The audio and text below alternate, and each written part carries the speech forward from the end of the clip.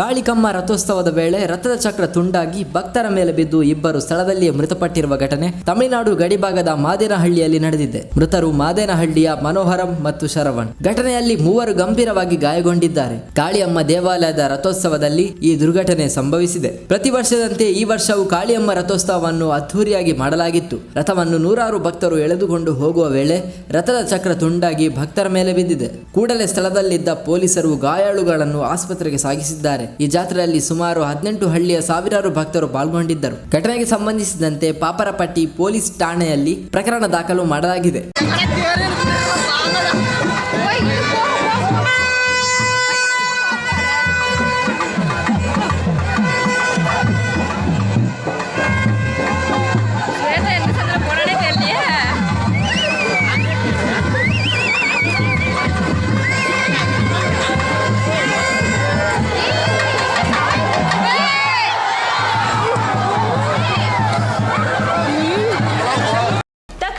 ಬೇಕಾಗಿದ್ದಾರೆ. ತುಮಕೂರಿನ ಹೆಸರಾಂತ ಕಂಪನಿಯಲ್ಲಿ ಗುತ್ತಿಗೆ ಕಾರ್ಮಿಕರಾಗಿ ಕೆಲಸ ಮಾಡಲು ಯುವಕರು ಬೇಕಾಗಿದ್ದಾರೆ.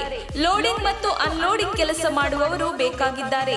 ವಿದ್ಯಾರ್ಹತೆ SSLC PUC. ನೇರ ಸಂದರ್ಶನ ಇರುತ್ತದೆ. ESI ಮತ್ತು PF ಸೌಲಭ್ಯ ಕೂಡ ಇರುತ್ತದೆ. ಆಸಕ್ತರು ಕೂಡಲೇ ಸಂಪರ್ಕಿಸಿ. ನವೀನ್ GL. Mobile number 9743103968.